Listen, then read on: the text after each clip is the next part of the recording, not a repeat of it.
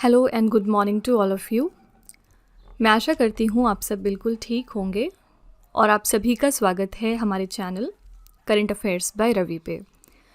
तो फ्रेंड्स, ये है हमारी डेली करंट अफेयर्स की क्लासेस और यहाँ पर हम हर दिन most important top 12 current affairs को डिस्कस करते हैं डिटेल्ड एक्सप्लेनेशन और रिवीजन के साथ साथ।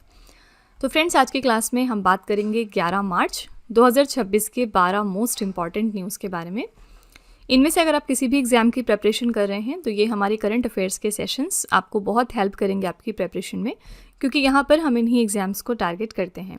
और जैसा कि आपको पता है कि इन सारे पेपर्स में जो एक कॉमन सब्जेक्ट है वो है आपका करंट अफेयर्स, इसलिए ज़रूरी है कि आप इस सब्जेक्ट पर खास ध्यान दें, जिससे कि सारे ही पेपर्स में आपको इसका फ़ायदा मिलेगा। ठीक है, तो करंट अफेयर्स के रिगार्डिंग हम बहुत सारे अलग अलग वीडियोस और लेक्चर्स यहाँ पर चैनल पर लाते रहते हैं, तो आप हमारे चैनल को सब्सक्राइब कर सकते हैं करंट अफेयर्स की एक अच्छी प्रिपरेशन के लिए। साथ ही अगर आप पहली बार हमारे चैनल को विजिट कर रहे हैं तो ये हमारे कुछ स्टूडेंट्स हैं जिन्होंने अपना फीडबैक दिया है। ऐसे बहुत सारे फीडबैक्स हमारे पास मौजूद हैं, तो इनके ऊपर आप ट्रस्ट करके कम से कम 10 दिन का ट्रायल हमें देकर ज़रूर देखिएगा और फिर आप खुद रियलाइज़ करेंगे कि किस तरह से करंट अफेयर्स में आपका स्कोर दिन ब दिन इम्प्रूव होता जाएगा। ठीक है, तो विद दिस नोट चलिए हम आज की अपनी क्लास शुरू कर लेते हैं। सबसे पहले हम शुरुआत करते हैं क्विक रिवीजन के साथ, यानी कि हमने एक दिन पहले जो 12 करंट अफेयर्स किए होते हैं उनको यहाँ हम दोबारा से वन लाइनर फॉर्मेट में रिवाइज करते हैं। तो कल का हमने पहला प्रश्न किया था, मार्च 2026 के आम चुनावों के बाद नेपाल के नए प्रधानमंत्री कौन बनेंगे? तो इनका नाम है बालेन्द्र शाह। ये नेपाल के इतिहास के सबसे युवा प्रधानमंत्री भी बन रहे हैं इसी के साथ। ठीक है, नेक्स्ट है आईसीसी पुरुष T20 विश्व कप 2026 का खिताब किस टीम ने जीत लिया है? तो भारत ने ये चैंपियनशिप जीत ली है। किस टीम को हराकर? न्यूजीलैंड को। और ये इवेंट हुआ था भारत और श्रीलंका में, ये इसका 10वां संस्करण था। नेक्स्ट है किस राज्य सरकार ने 2 लाख रुपए तक की फसल कर्ज माफ़ी के लिए पुण्य श्लोक अहिल्या देवी होलकर शेतकरी कर्ज माफ़ी योजना शुरू करने की घोषणा की है। ये योजना है महाराष्ट्र सरकार की। नेक्स्ट है कौन सा राज्य खेलो इंडिया ट्राइबल गेम्स 2026 के पहले संस्करण की मेज़बानी करेगा? तो ये राज्य है छत्तीसगढ़ और यहाँ पर शुभंकर रखा गया है इसके लिए मोरवीर। नेक्स्ट है किस देश ने पार्किंसंस रोग के उपचार के लिए दुनिया की पहली स्टेम सेल थेरेपी को मंजूरी दे दी है? तो ये देश है जापान। अगला है किस देश ने 28 मार्च 2026 से 16 वर्ष से कम आयु के बच्चों के लिए सोशल मीडिया पर प्रतिबंध लगाने की घोषणा की है? ये अनाउंसमेंट करी है इंडोनेशिया ने। प्रतिबंध लगाने वाला पहला देश था ऑस्ट्रेलिया। नेक्स्ट है मार्च 2026 में राष्ट्रपति द्रौपदी मुर्मू ने किस राज्य के लोक भवन में दार्जिलिंग हिल फेस्टिवल और अंतर्राष्ट्रीय संथाल सम्मेलन का 9वां एडिशन जो है इसको संबोधित किया? तो ये हुआ है पश्चिम बंगाल में। नेक्स्ट है स्वच्छ भारत मिशन शहरी 2.0 के तहत किस नगर निगम ने नहरों की सफाई के लिए AI संचालित जी स्पाइडर रोबोट तैनात किए हैं? तो यह है केरला का थिरुवनंतपुरम नगर निगम। क्वेश्चन नंबर 9 है मानव मस्तिष्क की क्षमताओं को बढ़ाने के लिए किस संस्थान ने मून शॉट प्रोजेक्ट को शुरू किया है? ये है Indian institute of science Bengaluru. Question number 10 है किस राज्य के मानस बायोस्फीयर रिजर्व में ट्रैकिड्रोमस अल्टापेनेंसिस नामक एशियाई घास छिपकली की एक नई प्रजाति हाल ही में डिस्कवर हुई है? तो ये असम राज्य से हमें मिला है। नेक्स्ट है महिला उद्यमियों को समर्थन देने के लिए किस राज्य ने हर स्टार्ट 5.0 कार्यक्रम शुरू कर दिया है? तो आंसर है गुजरात।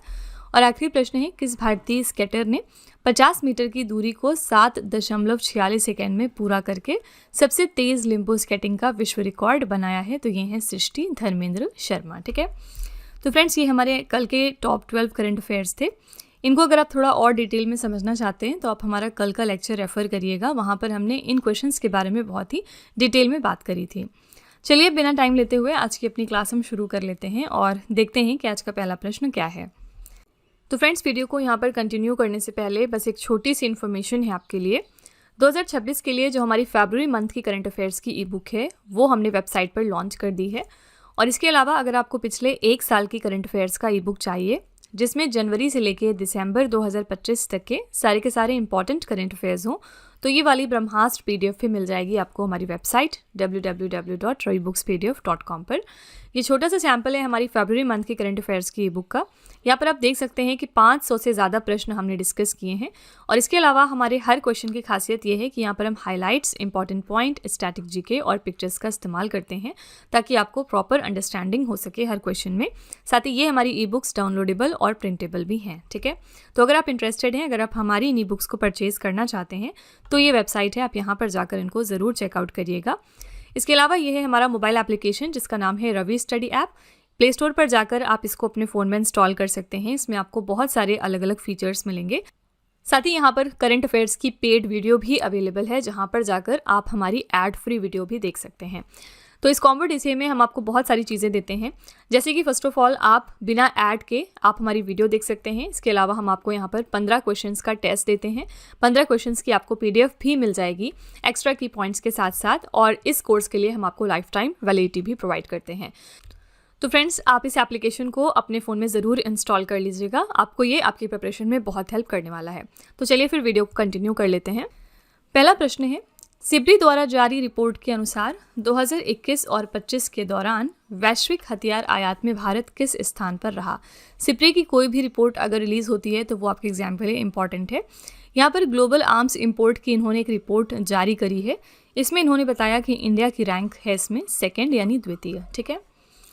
तो सिप्री की रिपोर्ट के अनुसार वैश्विक हथियार आयात में भारत की हिस्सेदारी 8.2% है। 2011 और 2015 के दौरान भारत के हथियार आयात में रूस की हिस्सेदारी लगभग 70% थी। ये 2016 और 20 में घटकर 51% हो गई और फाइनली 2021 और 25 में घटकर 40% रह गई है। अमेरिका 2021 और 25 में सबसे बड़ा हथियार निर्यातक बना रहा। उसकी वैश्विक निर्यात हिस्सेदारी कितनी है? 42%, ठीक है। टॉप 3 देश यहाँ पर देखेंगे तो पहले स्थान पर आता है यूक्रेन, दूसरे स्थान पर है भारत और तीसरे स्थान पर है सऊदी अरब, ठीक है। आप यहाँ पर देख सकते हैं किसका कितना वेटेज भी है।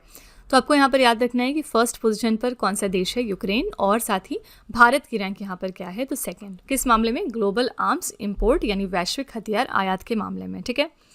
ये तो हमने बात करी है आर्म्स इंपोर्ट की।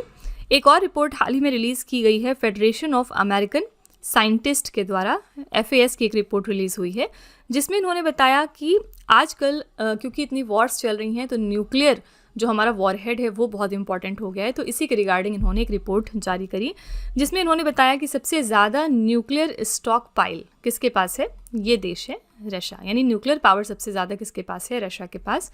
दूसरे पोजीशन पर यहाँ आता है US और तीसरे पोजीशन पर है चाइना। इसमें अगर हम बात करेंगे इंडिया की रैंक की, तो इंडिया की रैंक है यहाँ पर 6 न्यूक्लियर स्टॉक पाइल के रिगार्डिंग, ठीक है। तो ये फैक्ट याद रखिएगा। रशिया और US ये दोनों कंट्रीज़ अकेले मिलकर लगभग 86% बनाती हैं सभी न्यूक्लियर वेपन्स का, यानी ये दोनों देश अकेले 86% होल्ड करते हैं सभी न्यूक्लियर वेपन्स का, ठीक है। तो यहाँ पर इंडिया की रैंक याद रखिएगा 6 है और फर्स्ट पोजीशन पर आता है रशिया। फाइन, चलिए हम 2026 के कुछ इंपॉर्टेंट सूचकांक एक बार रिवाइज कर लेते हैं। साथ ही यहाँ पर भारत की भी पोजीशन चेक करेंगे सारे इंडेक्स में। महिला शांति और सुरक्षा सूचकांक 2025 और 26 में भारत को स्थान मिला है 131 और यहाँ पर पहले स्थान पर है डेनमार्क। हेनले पासपोर्ट इंडेक्स 2026 में भारत का स्थान है 75 और पहले पोजीशन पर कौन सा देश था? सिंगापुर। नेक्स्ट है भ्रष्टाचार धारणा सूचकांक, इसमें भारत को स्थान मिला है 91 और पहले स्थान पर है डेनमार्क। रिस्पॉन्सिबल नेशन इंडेक्स में भारत का स्थान है 16 और पहले स्थान पर है यहाँ सिंगापुर। एशिया निर्माण सूचकांक 2026 में भारत को स्थान मिला 6 और पहले स्थान पर है चाइना। वैश्विक सॉफ्ट पावर सूचकांक में भारत को स्थान मिला है 32 और यहाँ पहले स्थान पर है अमेरिका। नेटवर्क रेडनेस इंडेक्स 2025 में भारत को स्थान मिला है 45 और पहले स्थान पर है संयुक्त राज्य अमेरिका। वैश्विक लैंगिक अंतर रिपोर्ट में भारत की रैंक है 131, पहले स्थान पर है आइसलैंड। विश्व खुशहाली रिपोर्ट में भारत की रैंक है 118 और यहाँ पहला स्थान मिला फिनलैंड देश को। नेक्स्ट है विश्व प्रेस स्वतंत्रता सूचकांक, इसमें इंडिया की रैंक है 151 और पहले स्थान पर है नॉर्वे। वैश्विक नवाचार सूचकांक में भारत को स्थान मिला है 38 और पहले स्थान पर है स्विट्जरलैंड, ठीक है। तो ये कुछ 2026 के इंपॉर्टेंट रैंक्स एंड इंडिसेस के क्वेश्चंस हैं, इनको आपको स्क्रीनशॉट लेकर याद कर लेना है। क्वेश्चन नंबर 2 है, भारत का पहला ओशन थर्मल एनर्जी कन्वर्जन आधारित एकीकृत संयंत्र कहाँ पर स्थापित किया जा रहा है? ये इंडिया का पहला ocean thermal energy conversion based integrated plant है और इसको हम सेटअप कर रहे हैं लक्षद्वीप के कवरत्ती में। ठीक है, ए ऑप्शन करेक्ट हो जाएगा। भारत का पहला ओशन थर्मल एनर्जी कन्वर्जन आधारित एकीकृत संयंत्र लक्षद्वीप के कवरत्ती में स्थापित किया जा रहा है। ये एक ऐसी तकनीक है जो बिजली उत्पन्न करने के लिए गर्म सतही समुद्री जल और ठंडे गहरे समुद्री जल के बीच में तापमान के अंतर को उपयोग करती है। ठीक है, राष्ट्रीय महासागर प्रौद्योगिकी संस्थान चेन्नई द्वारा विकसित ये प्रायोगिक परियोजना समुद्र के पानी के तापमान अंतर का उपयोग करके 65 किलोवाट बिजली और प्रतिदिन 1 लाख लीटर पीने योग्य पानी उत्पन्न करेगी। ठीक है, तो याद रखिएगा ये इंडिया का ऐसा पहला ocean thermal energy conversion based integrated plant है और इसको हम सेटअप कर रहे हैं लक्षद्वीप की कैपिटल कवरत्ती में। ए ऑप्शन यहाँ पर बिल्कुल करेक्ट हो जाएगा। इसी के साथ फ्रेंड्स, कौन सी हमारी 2 यूनियन टेरिटरी है जहाँ पर हाल ही में लेफ्टिनेंट गवर्नर नए अपॉइंट हुए हैं? इसमें पहला नाम आता है लद्दाख यूनियन टेरिटरी का। यहाँ पर नए लेफ्टिनेंट गवर्नर अब बन गए हैं मिस्टर विनय कुमार सक्सेना। ठीक है, सिमिलरली दूसरी हमारी यूनियन टेरिटरी है दिल्ली और यहाँ पर नए लेफ्टिनेंट गवर्नर अपॉइंट हुए हैं मिस्टर तरनजीत सिंह संधू। ठीक है, तो पिछले दिनों हमने देखा था कि 9 राज्य और यूनियन टेरिटरी ऐसी थी जहाँ पर राज्यपाल और उपराज्यपाल जो हैं वो चेंज हुए हैं और ये हमने ऑलरेडी पीछे पढ़ा है। तो आप हमारे पुराने करंट अफेयर्स के लेक्चर्स को रेफर करिए अगर आप इसको डिटेल में पढ़ना चाहते हैं तो। ठीक है, नेक्स्ट क्वेश्चन है, नागरिकता संशोधन अधिनियम 2019 के तहत भारतीय नागरिकता पाने वाली पहली विदेशी कौन बन गई हैं? ये बहुत ही इंपॉर्टेंट क्वेश्चन है क्योंकि ये हमारे कॉन्स्टिट्यूशन से रिलेटेड है। फर्स्ट फॉरेनर कौन है जिन्हें की इंडियन सिटीजनशिप मिल चुकी है under the citizenship amendment act? ये हैं दीपाली दास। बी ऑप्शन करेक्ट हो जाएगा। तो दीपाली दास असम के कछार जिले से संबंधित है। बांग्लादेश में जन्मी दीपाली दास 1988 में भारत आई थी। नागरिकता संशोधन अधिनियम 2019 11 दिसंबर 2019 को पारित एक भारतीय कानून है। इसका उद्देश्य है अफगानिस्तान, बांग्लादेश या पाकिस्तान के हिंदू, सिख, बौद्ध, जैन, पारसी या ईसाई समुदायों के प्रवासियों को नागरिकता देना। ठीक है, तो दीपाली दास जो है ये फर्स्ट फॉरेनर बनी हैं जिनको कि इंडिया की नागरिकता मिल गई है under the citizenship amendment act of 2019। ठीक है, सिटीजनशिप के रिगार्डिंग कौन से आर्टिकल्स हैं हमारे कॉन्स्टिट्यूशन में? आर्टिकल नंबर 5 से लेके 11 तक डेडिकेटेड है सिटीजनशिप के रिगार्डिंग और ये कौन से पार्ट में आता है? पार्ट नंबर 2 में। ठीक है, क्वेश्चन नंबर 4 है, शिकागो विश्वविद्यालय का प्रतिष्ठित alumni award for professional achievement जीतने वाले पहले भारतीय अर्थशास्त्री कौन बन गए हैं? फर्स्ट इंडियन इकोनॉमिस्ट कौन है जिन्होंने यूनिवर्सिटी ऑफ शिकागो का प्रेस्टिजियस एलुमनी अवार्ड जीता है फॉर प्रोफेशनल अचीवमेंट? इनका नाम है Krishnamurthy V Subramanian. C option correct है और इनका पिक्चर आप यहाँ पर देख सकते हैं। प्रोफेसर कृष्णमूर्ति वी सुब्रमण्यन इस पुरस्कार के 85 साल के इतिहास में सम्मान पाने वाले पहले भारतीय अर्थशास्त्री बन गए हैं। प्रोफेसर कृष्णमूर्ति वी सुब्रमण्यन को उनकी आर्थिक सर्वेक्षणों और कोविड-19 संकट के दौरान नीति योगदान के लिए यह पुरस्कार प्रोवाइड किया गया।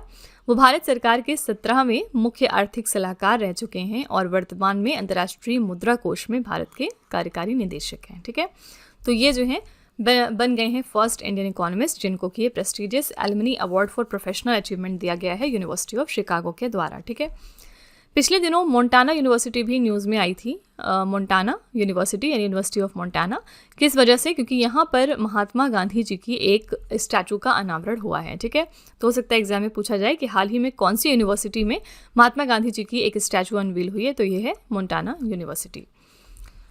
नेक्स्ट है, किस राज्य सरकार ने अंतर्राष्ट्रीय महिला दिवस 2025 पर महिला उद्यमी सशक्तिकरण योजना ट्वीस शुरू करी है? तो वुमेन एंटरप्रेन्योर एम्पावरमेंट स्कीम है ट्वीस और इसकी शुरुआत कर दी है तमिलनाडु की सरकार ने। कब की है? इंटरनेशनल वुमेन्स डे के ओकेजन पर, जो हम मनाते हैं हर साल 8 मार्च को। ठीक है, तो ट्वीस का फुल फॉर्म है Tamil Nadu women entrepreneur empowerment scheme. Tamil Nadu के मुख्यमंत्री हैं एम.के. स्टालिन। इन्होंने राज्य में महिला नेतृत्व वाले व्यवसायों को बढ़ावा देने के लिए तमिलनाडु महिला उद्यमी सशक्तिकरण योजना का शुभारंभ कर दिया है। यह योजना जो है इसका उद्देश्य है महिलाओं को व्यवसाय स्थापित करने और विस्तार करने में सहायता देकर उनके लिए आर्थिक अवसरों को मजबूत करना। ठीक है, करेक्ट आंसर हो जाएगा सी ऑप्शन, तमिलनाडु ने लॉन्च किया है टू इस स्कीम कब? इंटरनेशनल वुमेंस डे के ओकेजन पर। मैंने आपको बताया था कि इंटरनेशनल वुमेंस डे अलग दिन मनाते हैं और नेशनल वुमेंस डे अलग दिन होता है, ठीक है। तो इंटरनेशनल वुमेंस डे आपका होता है 8 मार्च को और नेशनल वुमेंस डे होता है आपका 13 फरवरी को। किस लिए होता है? इस दिन किसकी बर्थ एनिवर्सरी होती है? तो सरोजनी नायडू जी की। इनको हम ये दिन डेडिकेट करने के लिए नेशनल वुमेंस डे मनाते हैं, ठीक है। क्वेश्चन नंबर 6 है, say no to proxy sarpanch अभियान किस मंत्रालय ने शुरू किया है? Say no to proxy sarpanch campaign जो है इसकी शुरुआत की है पंचायती राज मंत्रालय ने। सरपंच नाम से ही समझ में आ गया होगा कौन सी इसमें मिनिस्ट्री इन्वॉल्व होगी। पंचायती राज मंत्रालय ने अंतर्राष्ट्रीय महिला दिवस के अवसर पर प्रॉक्सी सरपंच को ना कहीं अभियान की शुरुआत की है, जिसका उद्देश्य है सरपंच पति प्रथा को उजागर करना। इस पहल का लक्ष्य निर्वाचित महिला सरपंचों को सशक्त बनाना और पुरुष रिश्तेदारों को स्थानीय प्रशासन में सत्ता के दुरुपयोग से रोकना है, ठीक है। तो यहाँ पर करेक्ट आंसर हो जाएगा बी ऑप्शन, पंचायती राज मंत्रालय ने शुरुआत की है say no to proxy sarpanch campaign की। यहाँ पर हमारे मिनिस्टर कौन है पंचायती राज के लिए? तो ये हैं मिस्टर राजीव रंजन सिंह, जिनको आप शॉर्ट में ललन सिंह के नाम से भी जानते हैं। मिनिस्टर ऑफ होम अफेयर्स हमारे कौन है? Mister Amit Shah. Minister of women and child development हमारी कौन है? ये हैं मिस अन्नपूर्णा देवी। और यहाँ पर है मिनिस्ट्री ऑफ रूरल डेवलपमेंट, जिसके मिनिस्टर हैं शिवराज सिंह चौहान, ठीक है। तो जितनी भी इंपॉर्टेंट पोर्टफोलियोज होते हैं उनमें आपको मिनिस्टर्स का नाम याद होना चाहिए। क्वेश्चन नंबर 7 है, संयुक्त सैन्य अभ्यास लैमितीय 2026 का 11वां संस्करण भारत और किस देश के बीच में आयोजित हुआ है? लैमितीय नाम की एक्सरसाइज इंडिया करता है सीशेल्स देश के साथ। सी ऑप्शन यहाँ पर करेक्ट हो जाएगा। तो द्विपक्षीय सैन्य अभ्यास लैमितीय का 11वां संस्करण मार्च 2026 में सेशल्स रक्षा अकादमी में आयोजित किया गया। लैमितीय शब्द का अर्थ स्थानीय क्रियोल भाषा में मित्रता होता है। अभ्यास में शामिल भारतीय सेना दल कौन सा था? असम रेजिमेंट। और अभ्यास में भारतीय नौसेना का कौन सा युद्धपोत गया था पार्टिसिपेट करने? तो ये है आईएनएस त्रिकंद, ठीक है। तो याद रखिएगा इंडिया और सेशल्स के बीच में होती है लैमितीय नाम की एक्सरसाइज। यहाँ पर ऑप्शन में श्रीलंका है। श्रीलंका के साथ हम कौन सी एक इंपॉर्टेंट एक्सरसाइज करते हैं? इसका नाम है मित्र शक्ति। यहाँ पर मॉरिशस भी ऑप्शन में है। मॉरिशस के साथ एज सच हमारी कोई खास एक्सरसाइज नहीं होती है, लेकिन मालदीव्स के साथ होती है। मालदीव्स के साथ हम एक फेमस एक्सरसाइज करते हैं जिसका नाम है इक्वेरेन, ठीक है। यहाँ पर ये शीट है सैन्य अभ्यास की जो आपको रिवाइज कर लेना है क्योंकि ये हाल फिलहाल हुई हैं। पहला है थर्मा गार्डियन, ये हम करते हैं जापान के साथ में और ये इवेंट कहाँ पर हुआ? उत्तराखंड के चौबटिया में। जापान के साथ एक और इम्पॉर्टेंट एक्सरसाइज हम करते हैं जिसका नाम है जीमैक्स, ठीक है। वज्र प्रहार वार्षिक अभ्यास का 16वां संस्करण कहाँ पर हुआ है? तो हिमाचल प्रदेश के बकलो में। कौन से देश के बीच में? भारत और अमेरिका के बीच में। वज्र प्रहार के अलावा 2 और इम्पॉर्टेंट एक्सरसाइज है जो हम यूएस के साथ करते हैं। पहली हो गई आपकी युद्ध अभ्यास और यहाँ पर दूसरी आपकी हो गई टाइगर ट्रायम्फ। तो ये 3 प्रमुख एक्सरसाइजेज हैं जो हम यूएस के साथ में करते हैं। वायु शक्ति अभ्यास जो है ये कहाँ पर हुआ है? राजस्थान के पोखरण फील्ड फायरिंग रेंज में। कौन इसको कंडक्ट करता है? इंडियन एयरफोर्स, ठीक है। बहुपक्षीय समुद्री अभ्यास मिलन नाम की जो एक्सरसाइज है ये विशाखापट्टनम में हुई। इसमें बहुत सारे देश जो हैं वो पार्टिसिपेट करते हैं और ये 13वां संस्करण था मिलन का। संयुक्त सैन्य अभ्यास खंजर का 13वां एडिशन भारत और किर्गिस्तान के बीच में हो गया है और ये इसका 13वां एडिशन था। नेक्स्ट है यहाँ पर त्रिपक्षीय अभ्यास दोस्ती, ये भारत, श्रीलंका और मालदीव्स के बीच में हुई है और ये इवेंट हुआ है मालदीव्स के माले में। सैन्य अभ्यास डेजर्ट साइक्लोन जो है वो भारत और यूएई के बीच में हुआ, कहाँ पर? आबू धाबी में, ठीक है। तो ये कुछ प्रमुख एक्सरसाइजेज हैं जो हाल फिलहाल हुई हैं, इनको आपको ध्यान में रखना है। नेक्स्ट है मार्च 2026 में मद्रास उच्च न्यायालय के 55वें मुख्य न्यायाधीश के रूप में किसने शपथ ली है? मद्रास हाई कोर्ट के 55th नंबर के चीफ जस्टिस कौन बन गए हैं? इनका नाम है न्यायमूर्ति Sushrut Arvind Dharmadhikari. C option correct हो जाएगा। तो उच्च न्यायालय के मुख्य न्यायाधीश की नियुक्ति भारत के राष्ट्रपति द्वारा संविधान के अनुच्छेद 217 के तहत भारत के मुख्य न्यायाधीश और राज्य के राज्यपाल के परामर्श के बाद की जाती है। मद्रास उच्च न्यायालय भारत में 3 सबसे पुराने उच्च न्यायालयों में से एक है, जिसको 1862 में स्टैब्लिश किया गया था और इसका अधिकार क्षेत्र तमिलनाडु और केंद्र शासित प्रदेश पुडुचेरी पर है, ठीक है। तो करेक्ट आंसर यहाँ पर हो जाएगा न्यायमूर्ति सुश्रुत अरविंद धर्माधिकारी। ये 55th नंबर के चीफ जस्टिस बन गए हैं मद्रास हाई कोर्ट में। हमारे प्रेजेंट में चीफ जस्टिस ऑफ इंडिया कौन है? इनका नाम है जस्टिस सूर्यकांत और ये कौन से नंबर के हमारे चीफ जस्टिस हैं? तो 53rd नंबर के। इन्होंने रिप्लेस किया था जस्टिस BR गवई को नवंबर 2025 में। ये हमारे 52nd नंबर के चीफ जस्टिस थे। क्वेश्चन नंबर 9 है, मार्च 2026 में ईरान का नया सुप्रीम लीडर किसे नियुक्त किया गया है? ईरान के नए सुप्रीम लीडर बन गए हैं मुज्तबा खामनेई। ठीक है, बी ऑप्शन करेक्ट हो जाएगा। और ये बेटे हैं आयतुल्ला अली खामनेई के। आयतुल्ला अली खामनेई के निधन के बाद उनके बेटे मुज्तबा खामनेई को ईरान का नया सुप्रीम लीडर नियुक्त कर दिया गया है। इससे पहले इनकी मृत्यु के तुरंत बाद आयतुल्ला अली रेजा अराफी को अंतरिम सुप्रीम लीडर बनाया गया था। ठीक है, तो पहले तो आयतुल्ला अली खामनेई यहाँ के लीडर थे जिनकी डेथ हो गई, और उनके बाद आयतुल्ला अली रेजा अराफी को इंटरिम सुप्रीम लीडर बनाया गया था तुरंत बाद। लेकिन अब फाइनली मुज्तबा खामनेई जो है बन गए हैं ईरान के नए सुप्रीम लीडर। ठीक है, आयतुल्ला अली खामनेई को कौन से ऑपरेशन के तहत यूएस और इजराइल ने मार गिराया था? तो यूएस का ऑपरेशन इसमें कौन सा यूज़ हुआ था? Operation epic fury. ठीक है, और इजराइल ने यहाँ पर यूज़ किया अपना ऑपरेशन रोरिंग लॉयन। ठीक है, इन दोनों ऑपरेशन के तहत इन्होंने ईरान के सुप्रीम लीडर को मारा था। ओके, क्वेश्चन नंबर 10 है, मार्च 2026 में प्रधानमंत्री नरेंद्र मोदी ने भारत की पहली रिंग मेट्रो का शुभारंभ कहाँ से किया है? तो इसका शुभारंभ हो गया है दिल्ली से। सी ऑप्शन करेक्ट हो जाएगा। प्रधानमंत्री नरेंद्र मोदी ने दिल्ली मेट्रो की पिंक लाइन के मजलिस पार्क मौजपुर कॉरिडोर के माध्यम से भारत की पहली रिंग मेट्रो का उद्घाटन कर दिया है। इस परियोजना से मेट्रो नेटवर्क का विस्तार होगा, कनेक्टिविटी में सुधार होगा और दिल्ली मेट्रो के 5वें चरण के विस्तार के तहत नए कॉरिडोर भी यहाँ पर शामिल किए जाएंगे। तो करेक्ट आंसर हो जाएगा सी ऑप्शन दिल्ली। ठीक है, ये इंडिया का first fully operational ring metro है जिसका इनॉग्रेशन हुआ है दिल्ली से। क्वेश्चन नंबर 11 है, ह्यूरन ग्लोबल रिच लिस्ट 2026 के अनुसार भारत 308 अरबपतियों के साथ विश्व स्तर पर किस स्थान पर रहा है? तो ह्यूरन की ग्लोबल रिच लिस्ट 2026 रिलीज हो गई है और 308 बिलियनायर्स के साथ इंडिया की रैंक यहाँ पर है 3rd। ठीक है, हम तीसरे पोजीशन पर आते हैं बिलियनायर्स के मामले में। ह्यूरन रिसर्च इंस्टीट्यूट ने ह्यूरन ग्लोबल रिच लिस्ट 2026 का 15वां संस्करण जारी कर दिया।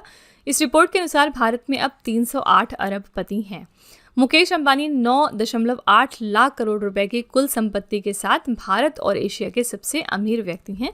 एलन मस्क जो है वो 792 बिलियन अमेरिकी डॉलर की कुल संपत्ति के साथ दुनिया के सबसे अमीर व्यक्ति हैं। ठीक है, तो टॉप 3 अरबपतियों वाले देशों की सूची देखेंगे तो पहले स्थान पर चाइना आता है, दूसरे स्थान पर अमेरिका है और तीसरे स्थान पर भारत है। यहाँ पर शहरों की बात करेंगे तो पहले स्थान पर न्यूयॉर्क है, दूसरे स्थान पर शंघाई है और तीसरे स्थान पर बीजिंग है। ठीक है, तो मुकेश अंबानी इंडिया के अंदर और एशिया के अंदर सबसे रिचेस्ट पर्सन है और एलॉन मस्क पूरी दुनिया के सबसे अमीर व्यक्ति हैं। ये फैक्ट याद रखिएगा।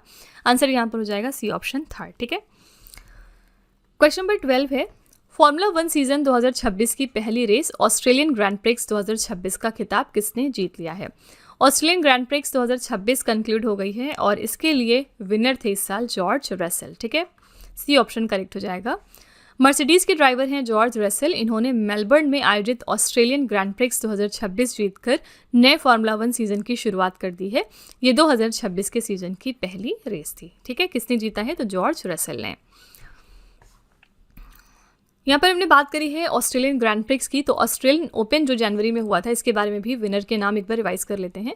यहाँ पर वुमेन सिंगल्स टाइटल किसने जीता था? इसके लिए विनर थी एलाइना राइबेकिना और ये कौन से देश की प्लेयर हैं? ये कजाकिस्तान देश की प्लेयर हैं। ठीक है, इन्होंने फाइनल्स में हराया था अराइना सेबालेंका को जो कि बेलारूस की प्लेयर थी। और यहाँ पर मेन सिंगल्स टाइटल किसने जीता था? इसके लिए विनर थे कार्लोस अल्काराज। ठीक है, और ये कौन से देश के लिए खेलते हैं? ये स्पेन देश को बिलोंग करते हैं। तो आपको ध्यान में रखना है कि ऑस्ट्रेलियन ओपन के लिए भी ये वुमेन्स और मेन सिंगल्स टाइटल में कौन कौन लोग विनर थे और उनके देश भी याद रखिएगा। तो फ्रेंड्स, ये थे आज के हमारे top 12 current affairs. I really hope कि आपको ये हमारा सेशन पसंद आया होगा। चलिए फिर आपके टेस्ट पर चलते हैं। लास्ट में हम आपके लिए 3 क्वेश्चन का एक छोटा सा टेस्ट रखते हैं ताकि आप खुद को एनालाइज कर सकें।